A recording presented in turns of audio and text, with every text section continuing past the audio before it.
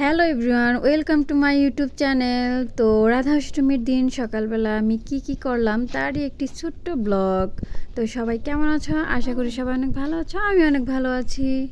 রাধা অষ্টমীর দিন সকালবেলা স্নান টান করে আমি একটা গাদোয়াল শাড়ি পরে নিয়েছি।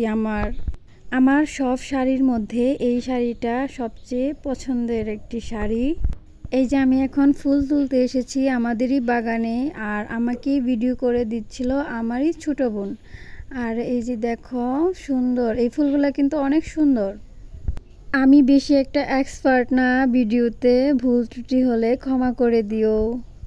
এই যে আমি এখন তুলসী পাতা তুলে নিচ্ছিলাম আমাদের গাছের। আমাদের বাড়িতে অনেক ধরনের ফুল গাছ আছে, আর বিশেষ করে শীতের দিনে তো এই দিক দিয়ে অনেক ফুল গাছ লাগানো হয়, তখন ফুলে খা খা করে, অনেক সুন্দর সুগন্ধ তখন বের হয়। এই যে এখন আমি আমাদের এই যে এই গাছটার ফুল তুলে নেব। আসলে জানি না এটার কি নাম এই গাছটার, আমি এটাকে সাদা ফুল নাম দিয়েছি। এই সাদা ফুলগুলা তুলে নিচ্ছি আমি এখন। আর এটা হচ্ছে রঙন ফুল, হয়তো ঠিক জানি না আমি। রাধা অষ্টমীর উপবাস তো ছিলাম 12টা পর্যন্ত, কিন্তু আমাদের বাড়িতে করি নাই, আমার বড়দিদের বাড়িতে করেছিলাম বড়দির সাথে।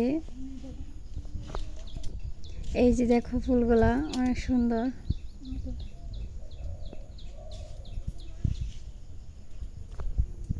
বেশ অনেক দিন পর আমার এই গাদোয়াল শাড়িটা পরেছিলাম, এর জন্য আমার বোনকে বলেছিলাম আমাকে একটু ভিডিও করে দে, আমি একটা ঘুরান দেই।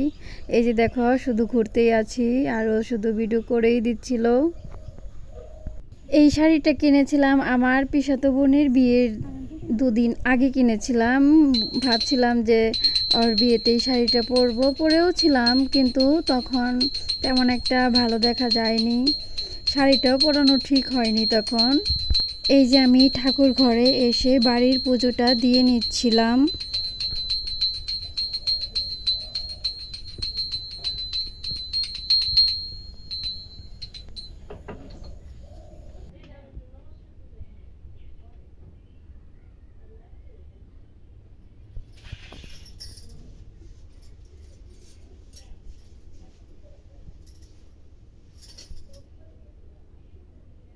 এই যে আমার গোপাল ঠাকুরের একটু ভিডিও করে নিয়েছিলাম।